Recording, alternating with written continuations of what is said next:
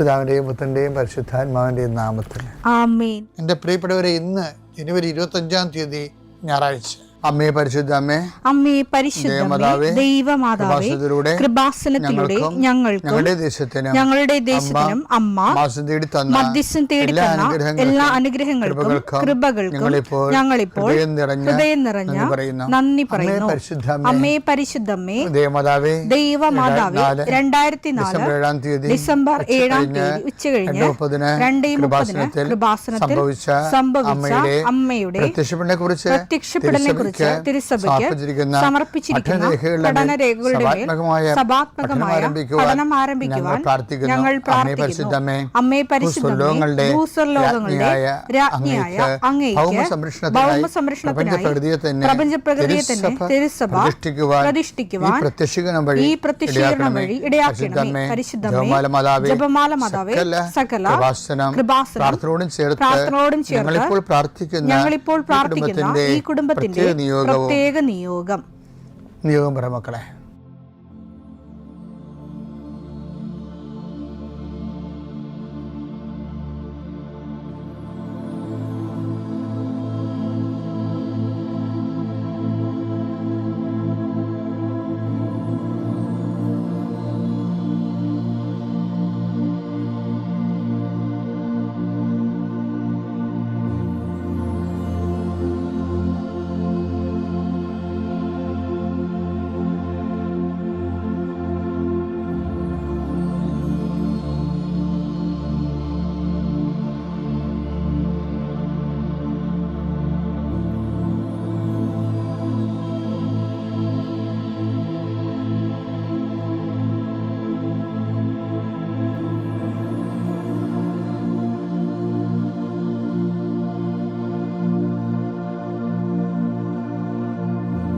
അമ്മയുടെ പ്രത്യക്ഷീകരണത്തിന്റെ ഈ അനുഗ്രഹവേളയിൽ ഞങ്ങൾക്ക് സാധിച്ചു തരുവാൻ കനിയണമേ. ആമേൻ. വിശ്വാസ പ്രമാണം.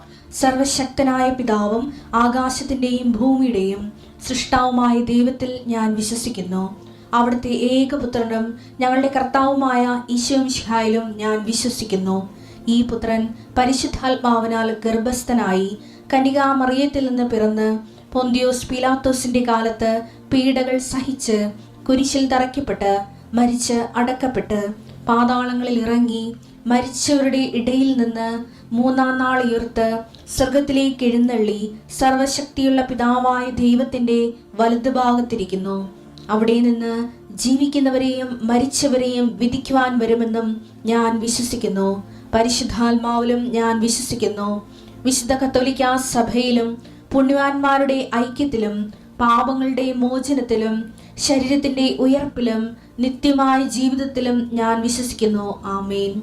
സ്വർഗ്ഗസ്ഥനായ ഞങ്ങളുടെ പിതാവേ, അങ്ങയുടെ നാമം പൂജിതമാകണമേ. അങ്ങയുടെ രാജ്യം വരണമേ. അങ്ങയുടെ തിരുമനസ് സ്വർഗത്തിലെ പോലെ ഭൂമിയിലും ആകണമേ. അന്നു വേണ്ടുന്ന ആഹാരം ഇന്ന് ഞങ്ങൾക്ക് തരണമേ. ഞങ്ങളോട് തെറ്റ് ചെയ്യുന്നവരോട് ഞങ്ങൾ ക്ഷമിക്കുന്നത് പോലെ ഞങ്ങളുടെ തെറ്റുകൾ ഞങ്ങളോടും ക്ഷമിക്കണമേ. ഞങ്ങളെ പ്രലോഭനത്തിൽ ഉൾപ്പെടുത്തരുതേ, തിന്മയിൽ ഞങ്ങൾ രക്ഷിക്കണമേ. ആമേൻ. നന്മ നിറഞ്ഞ മറിയമേ, സ്വസ്തി. കർത്താവ് അങ്ങയുടെ കൂടെ സ്ത്രീകളിൽ അങ്ങ് അനുഗ്രഹിക്കപ്പെട്ടവളാകുന്നു. അങ്ങയുടെ ഉദരത്തിൻ ഫലമായി ഈശോ അനുഗ്രഹിക്കപ്പെട്ടവനാകുന്നു. പരിശുദ്ധ മറിയമേ, തമ്പുരാന്റെ അമ്മേ, പാപികളായ ഞങ്ങൾക്ക് വേണ്ടി ഇപ്പോഴും ഞങ്ങളുടെ മരണസമയത്തും തമ്പുരാനോട് അപേക്ഷിക്കണമേ. ആമേൻ. എൻ്റെ കർത്താവിൻ്റെ ഉന്നതമായ നാമത്തിൽ സഭയുടെ അധികാരത്തിൽ കുരിശിൻ്റെ അടയാളത്തിൽ ദൈവത്തിൻ്റെ ശക്തിയാൽ ഞാൻ മക്കളെ ഈശോ നാമത്തെ ആശീർവദിക്കുക. നിങ്ങളുടെ ഇന്നത്തെ ദിവസത്തെ യാത്രയെ ആശീർവദിക്കുന്നു. നിങ്ങളുടെ സംസാരങ്ങളെ ആശീർവദിക്കുന്നു. നിങ്ങൾ എഴുതി കൊടുക്കുന്ന വിഷയങ്ങളെ ആശീർവദിക്കുന്നു. നിങ്ങൾ വഹിച്ചുകൊണ്ട് പോകുന്ന മൊബൈല്, അതിലൂടെ നിങ്ങൾ സംസാരിക്കാൻ പോകുന്നത്, നിങ്ങൾ കേൾക്കുന്ന സംസാരങ്ങൾ, കൊടുക്കേണ്ട മറുപടികൾ എല്ലാം ആശീർവദിക്കുന്നു. നിങ്ങൾ കൈമാറുന്ന രേഖകൾ, വാങ്ങിക്കുന്ന രേഖകൾ, കാത്തിരിക്കുന്ന രേഖകൾ, നിങ്ങൾ പ്രതീക്ഷിക്കുന്ന ഡേറ്റുകൾ കർത്താവിൻ്റെ നാമത്തിൽ ആശീർവദിക്കുന്നു. നീ കടന്നു പോകുന്ന വാഹനങ്ങൾ, സഞ്ചരിക്കുന്ന വാഹനങ്ങൾ, പ്രൈവറ്റായാലും പബ്ലിക്കായാലും, നീ തിരിച്ച് വീട്ടിലെത്തുന്നവരെ ഒരു അപകടം ഉണ്ടാകാതിരിക്കാൻ വേണ്ടി നിൻ്റെ യാത്രകളെ ആശീർവദിക്കുന്നു. ദൈവവേദലെ, നീ വിഷമിക്കുന്ന വിഷയങ്ങൾ, സങ്കടപ്പെടുന്ന കാര്യങ്ങൾ, ഏത് വിഷയത്തിന് വേണ്ടിയാണ് നീ വേദനിക്കണത്, അതെല്ലാം മാതാവ് ഏറ്റെടുക്കുന്നതിന് വേണ്ടി 40 വർഷം ഞാൻ അർപ്പിച്ച കുർബാനയുടെ യോഗ്യതയാൽ കൃപാസന അൾത്താരെ ജീവനോടെ പ്രത്യക്ഷപ്പെട്ട മാതാവിൻ്റെ മധ്യസ്ഥത്താൽ നിന്റെ കണ്ണീനിരകളെ ഏറ്റെടുക്കുകയും നിന്നെ ആശ്വസിപ്പിക്കുകയും സാക്ഷ്യം പറയാൻ നിന്നെ ബലിഷ്ഠമാക്കുകയും ചെയ്യട്ടെ. നിത്യം പിതാവും പുത്രനും പരിശുദ്ധാത്മാവിനും നീക്കുവാമേ. എൻ്റെ പ്രിയപ്പെട്ടവരെ, നമ്മൾ കഴിഞ്ഞ ദിവസങ്ങളിൽ സ്മാർട്ട് സ്പിരിച്വാലിറ്റിയെ കുറിച്ചാണ് ഡിസ്കസ് ചെയ്യണം അല്ലേ? അതിൻ്റെ അകത്ത് പെർഫെക്റ്റ് കണ്ടൻറ്റ് ഉടമ്പടിയിൽ ഉണ്ടെന്ന് അച്ഛൻ നിരീക്ഷിക്കണത് അല്ലേ? എന്താണ് ആദ്യം എന്താ പറഞ്ഞത്? സ്മാർട്ട് സ്പിരിച്വാലിറ്റി ആദ്യം നമ്മൾ പറഞ്ഞത്, ആദ്യ ദിവസം പറഞ്ഞത് മെനയെന്ന് പറഞ്ഞത് എക്സ്പെർട്ടൈസേഷൻ, അതായത് അതിൻ്റെ അകത്ത് മലയാളം എന്ന് പറയുന്നത് നൈപുണ്യം, പ്രാവീണ്യം. രണ്ടാമത്തത് ഇന്നലെ പറഞ്ഞ പ്രൊഫഷണലിസം, അതിൻ്റെ മലയാളം മിടുക്ക്, കാര്യക്ഷമത ഉടമ്പടി. ഇന്ന് പറഞ്ഞത് എന്താ? സ്മാർട്ട്നെസ്സാണ്. എന്ന് വെച്ച് കഴിഞ്ഞാൽ പ്രസരിപ്പ്, ചുറുചുറുക്ക്. ഈ സ്മാർട്ട് സ്പിരിച്വാലിറ്റിയുടെ ഭാഗമായിട്ട് വരുന്നത് എന്താണെന്നറിയാമോ? അത് മൂന്നാമത്തെ ഉടമ്പടി വരണത്. അതിൻ്റെ അകത്ത് വരുന്നത് വിശ്വാസ കൈമാറ്റം തന്നെയാണ്. ശരിക്കും നമ്മൾ ചെയ്ത കാര്യങ്ങൾ പ്രൊഫഷണലായിട്ട് ചെയ്ത കാര്യങ്ങൾ മറ്റുള്ളവരെ കൊണ്ട് ചെയ്യിക്കണം. അപ്പം എന്ത് ചെയ്യണം? മറ്റുള്ളവർക്ക് വചനം കൈമാറണം. അതാണ് എൻ്റെ സ്മാർട്ട്നെസ് എന്ന് പറയുന്നത്. ഇതെല്ലാം സുന്ദരമായിട്ട് ചെയ്യുന്ന ഫ്രഷ് ഹാൻഡ് പോലും ഉണ്ട്. എന്തെങ്കിലും കുഴപ്പമുണ്ടെങ്കിൽ ഞങ്ങൾ പാരമ്പര്യ കത്തോലിക്കരാണ്, ഞങ്ങൾക്കിതെല്ലാം അറിയാം, ഞങ്ങൾക്ക് ഉടമ്പടിയുടെ ആവശ്യമില്ല, ഞങ്ങൾ ഉടമ്പടിയിൽ തന്നെയാണ് ജീവിക്കുന്നത്, അങ്ങനെ കുറേ ആൾക്കാരെ പറയത്തില്ലേ? അവർക്ക് റിസൾട്ട്, അവർ ഉടമ്പടി എടുക്കുമ്പോൾ കിട്ടുന്ന റിസൾട്ട് ഞാൻ നോക്കിയിട്ട് കിട്ടണത് ഒരു 35% റിസൾട്ടൊക്കെ ഉണ്ടാകുന്നുള്ളൂ. എന്താ കാര്യം? അവർ പ്രീസപ്പോസ് ചെയ്യുന്നു. അവർ പറഞ്ഞു ഞങ്ങൾ ശരിക്കും പറഞ്ഞാലേ ഉടമ്പടിയിൽ വരുന്ന വിഷയം ഒരു ക്രിസ്ത്യൻ അവൻ്റെ ജീവിതത്തിൽ ചെയ്യേണ്ട കാര്യങ്ങളെ ഉടമ്പടിയിലുണ്ട്. പക്ഷേ എന്നിട്ട് പിന്നെ എന്തുകൊണ്ടാണ് ഇപ്പം ഇന്നൊരു സാക്ഷ്യം ഉണ്ടായിരുന്നത്? അതായത് അവർ പറഞ്ഞ ഇതാണ്, ഇന്നലെ ഒരു സാക്ഷ്യം ഉണ്ടായിരുന്നു. അവർ പറഞ്ഞ ഇതാണ്, ഞാൻ പള്ളികളിൽ പത്രം കൊടുക്കാറില്ല. എന്താ കാര്യം? പള്ളി എല്ലാവർക്കും അറിയാം ഉടമ്പടി. ഇപ്പോൾ ലോകത്തിലുള്ള എല്ലാവർക്കും ഉടമ്പടിയെക്കുറിച്ച് അറിയാം. അതായത് അവർ പറയണേ ഉടമ്പടി എടുക്കുന്നൊരു ചുരുക്കമാണെന്ന്. അപ്പം ഞാൻ ഓർക്കേ, എല്ലാവർക്കും അറിയാമെങ്കിൽ പിന്നെ എന്തുകൊണ്ടാണ് ചുരുക്കമാകുന്നത്? ചുരുക്കമാകുന്നതിൻ്റെ പ്രധാനപ്പെട്ട കാരണങ്ങളൊന്ന്, ഇവർക്ക് അറിയണമല്ല വിഷയം. ഉടമ്പടിയിൽ വരുമ്പോൾ എല്ലാവരും പറയുന്ന പോലെ ദൈവമായിട്ട് ചിട്ടയായ ഒരു ജീവിതം വരും. അതിൻ്റെ ഉഴപ്പന്മാർക്ക് അവർക്ക് അപ്പോഴേ അറിയാം തങ്ങളുടെ ഉഴപ്പ്. അപ്പോൾ ഇവർ പറയണത് ഞാൻ പാരമ്പര്യ കത്തോലിക്കനാണ്, ഞങ്ങൾക്ക് ഞായറാഴ്ച കുർബാനയ്ക്ക് പോകുന്നുണ്ട്, കുടുംബ പ്രാർത്ഥന ഉണ്ടെന്നൊക്കെ പറയണം. ഇതെല്ലാം കൂടി 20% വരത്തുള്ളൂ. നമ്മൾ ചെയ്യേണ്ട ജീവിതത്തിൻ്റെ ഒരു ക്രിസ്ത്യാനി ചെയ്യേണ്ടതിൻ്റെ 20% ചെയ്തിട്ടാണ് ഇവർ ക്ലെയിം ചെയ്യണത്. പക്ഷേ അത് കാരണമാണ് ഈ മുമ്പന്മാർ വന്നിച്ചും പിമ്പന്മാർ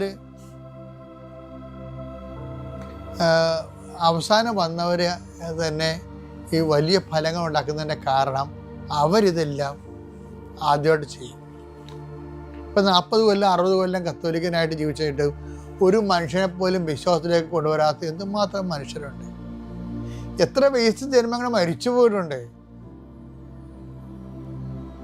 ഇപ്പം ഞാൻ പള്ളിയിൽ ഫൊറോണ വികാരി വരെ ആയി ഇരുന്നിട്ടുണ്ട്. അപ്പോൾ ഒരു പള്ളിയിൽ ഫൊറോണ വികാരിയായിട്ടിരിക്കുക. അപ്പോൾ അവിടുത്തെ പ്രസവം എന്ന് പറയുന്നത് അത് പാരമ്പര്യ പള്ളിയാണ്. കാരണം 9-ാം നൂറ്റാണ്ടിലെ 8-ാം നൂറ്റാണ്ടിലെ ഉണ്ടായ പള്ളിയാണ്. അപ്പം അവിടെ ഈ മരിച്ചവരുടെ അടിയന്തരം എന്ന് പറയണത് നമ്മൾ ഒരു മാസം മുഴുവൻ ഇരുന്നിട്ട് പ്രാർത്ഥിക്കേണ്ടി വരും. ഇവർക്ക് വേണ്ടി നമ്മൾ വെയിലത്ത് നിൽക്കണം. കാര്യം ആൾക്കാർ നിന്ന് അനിതായും റെസ്പോൺസും ഒക്കെ ചെല്ലിച്ചുകൊണ്ടിരിക്കും ഓഫീസ്. അപ്പോൾ നമുക്ക് തോന്നുകയെ ശരിക്കും പറഞ്ഞാൽ നമ്മൾ വെയിൽ കൊള്ളുന്നുണ്ട്, അതിൻ്റെ പേരിൽ പനിയും ഒടുങ്ങിപ്പോവുകയൊക്കെ ചെയ്യും. പക്ഷേ ഈ പാർട്ടിക്ക് വേണ്ടി നമ്മൾ ഇതൊക്കെ പ്രാർത്ഥിക്കേണ്ടതാണ്. എന്താ കാര്യം അറിയാമോ? ഇവർക്ക് വേണ്ടി ജീവിച്ച് ചത്തുപോയ ആൾക്കാരല്ലേ. ദൈവത്തിന് വേണ്ടി ഒരു മനുഷ്യനെപ്പോലും വിശ്വാസത്തിലേക്ക് കൊണ്ടുവരാതെ മരിച്ചു പോകുന്നതിനേക്കാൾ എന്തൊരു ശാപമുണ്ട്. അപ്പം ശപിക്കപ്പെട്ട ജന്മം എന്നല്ലേ പറയാൻ പറ്റത്തുള്ളൂ. ശരിക്കും പറഞ്ഞാൽ വിശ്വാസം കൈമാറാതെ ഉടമ്പടി ഇത്രയും വലിയ പെട്ടെന്ന് ഇത്രയും കത്തിപ്പിടിക്കാൻ കാര്യം എന്താണ്? വിശ്വാസം കൈമാറ്റമാണ്. ആരെയും നിർബന്ധമായിട്ട് മതപരിവർത്തനം നടത്തണമല്ലേ, അങ്ങനെ ഒരു ചരിത്രം നമുക്കില്ല. പക്ഷെ ക്രിസ്തു എല്ലാവർക്കും വേണ്ടിയുള്ളതാണ്, സകല മനുഷ്യർക്ക് വേണ്ടിയുള്ള സന്തോഷത്തിന് സദ്വാർത്തയാണ്. അത് പറയാനും പഠിപ്പിക്കാനും വേണ്ടി തന്നെയാണ് ഈ പട്ടം വാങ്ങിച്ചിരിക്കുന്നത്. അല്ല പള്ളിയിൽ പോയി കല്യാണം പെരുന്നാളും നടത്താനല്ല. എൻ്റെ ബേസിക് സാധനം എന്താണ്? പ്രിയ മകനെ. ആദ്യം തന്നെ ബൈബിൾ നമ്മളെ കൈ വെച്ച് തരുമ്പോൾ ഡീക്കനാകുമ്പോൾ സമയത്ത് തന്നെ മെത്താച്ച എന്താ പറയുന്നത്? പ്രിയ മകനെ, നീ ഇത് വിശ്വസിക്കണം, വിശ്വസിക്കണത് നീ ജീവിക്കണം, ജീവിക്കണത് നീ മറ്റുള്ളവർക്ക് കൈമാറണം. അതാണ് സംഭവം. ഇപ്പം പട്ടം മേടിച്ചിരിക്കുന്ന ഈ പരിപാടിക്കാണ്. അതാണ് ആ ഒരു സാധനം മൊത്തമാണ് ഈ ഉടമ്പടി വരണത്. അതുകൊണ്ട് ഈ സ്മാർട്ട്നെസ് വരണത് എന്താണ്? നമുക്ക് പ്രസംഗിക്കാൻ അറിയാൻ പാടില്ലെങ്കിലും നമുക്കൊരു സാക്ഷ്യം കിട്ടിയാൽ നമ്മൾ അനുഭവങ്ങൾ പറയും. അപ്പം അത് വിശ്വാസ കൈമാറ്റമായി. കാരണം നമ്മൾ പറഞ്ഞില്ലെങ്കിൽ ഒരു ബന്ധമില്ലാത്ത കാര്യം ആദ്യമേ അടിച്ചു തിരികയറി പറയുമ്പോൾ നമ്മുടെ കാര്യത്തിൽ തീരുമാനമാകും. അവനെ അനുഭവം കിട്ടുമ്പോൾ അവൻ പറയും. അവനിതുപോലെ വിശ്വാസത്തിൻ്റെ വിഷയങ്ങൾ മറ്റുള്ളവർക്ക് അറിയിക്കും, കൊണ്ടുനടന്ന് അറിയിക്കും. അതുകൊണ്ട് ഇതാണ് ഇതിൻ്റെ സ്മാർട്ട്നെസ് എന്ന് പറയുന്നത്. എന്താണ്?